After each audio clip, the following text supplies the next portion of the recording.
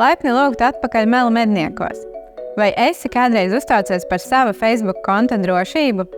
Šodien iepazīstināšu ar divfaktoru autentifikāciju.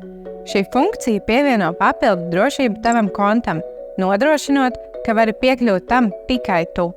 Tas būtiski samazinās iespēju, ka tavs konts var tikt uzlauzts vai nozagts. Atver Facebook lietotni savā viedierīcē.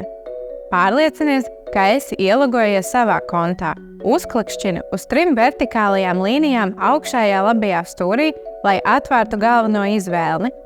iPhone lietotājiem sākumā jānospiež poga labajā apakšējā stūrī. Tagad dodies uz iestatījumu un privātums. Tad uz iestatījumu. Šeit atradīsi konta centru.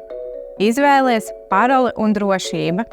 Sameklē un uzklikšķini uz opcijas izmantot divfaktoru autentifikāciju. Te redzēsi 2 metodes. Autentifikācijas lietotne, piemēram, Google Authenticator vai Autī, vai opcija saņemt īziņu. Ja dod priekšroku autentifikācijas lietotnei, izvēlies to. Lai saņemtu īziņu, izvēlies īziņu un ievedi savu mobilā telefona numuru. Šādā veidā katru reizi, kad vajadzēs no jauna ielogoties ierīcē, tev atnāks apstiprinājuma kods īziņā vai autentifikācijas lietotnē. Kad esi izvēlējies savu metodi, pēc brīža saņemsi 6 ciparu kodu no Facebook. Ievedi šo kodu Facebook un spied turpināt. Lūk, gatavs!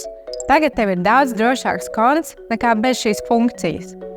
Dalies ar šo video ar saviem tuviniekiem, lai arī viņi izvairītos no sava konta pazaudēšanas. Seko mūsu kanālam YouTube, straumēšanas vietnēs, kā arī www.melnsuzbalta.lv.